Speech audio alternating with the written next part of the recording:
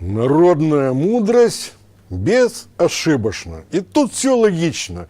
Формируется многовековым опытом, наблюдениями и доказательствами, добытыми в ходе прожитых будней. К чему это я? Да к поговорке «Понедельник – день тяжелый».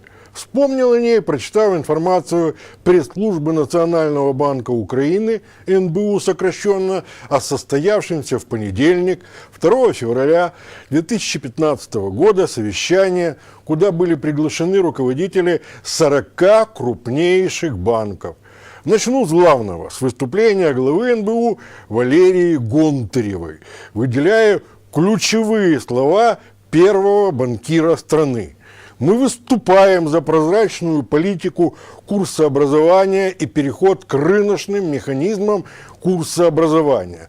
Также мы хотим, чтобы на рынке был единый и эффективный курс.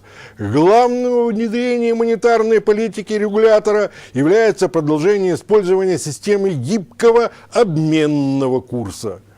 Разделю эту фразу на две части. Начну с главного, с решения к переходу на рыночный механизм курсообразования. Все попытки регулятора административными способами остановить падение гривны окончились провалом.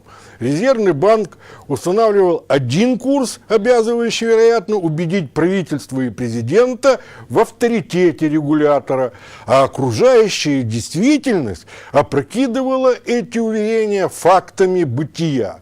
В обменники доллары и евро не несли. Теневой рынок успешно спекулировал, пользуясь немеренным количеством только что отпечатанных гривен, выкупая у населения остатки былой роскоши в виде твердой валюты.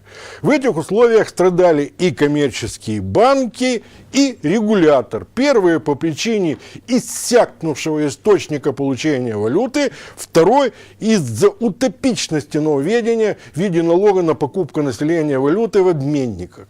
Все попытки хоть как-то исправить ситуацию. НБУ требовал, чтобы наличный курс банков не превышал его котировку более чем на 5%, окончились конфузом. Из-за невыгодных курсов люди перестали сдавать доллары и евро в банки. В конце концов, они практически полностью исчезли из банков, и купить их можно лишь у незаконных менял.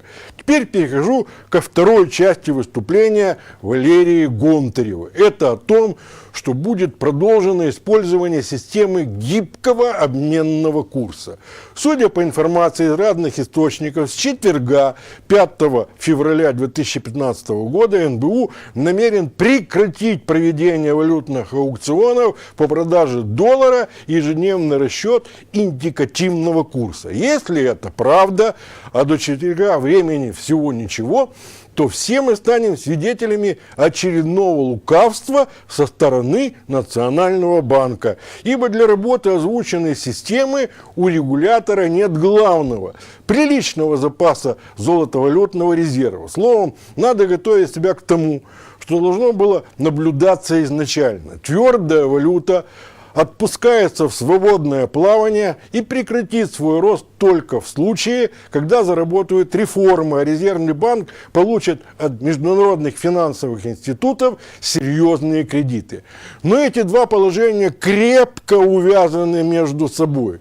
Без реформирования экономики никто денег не даст. И последнее. По прогнозам экспертов, курс доллара уже в четверг может подскочить до 21 гривны за один зеленый. Посмотрим.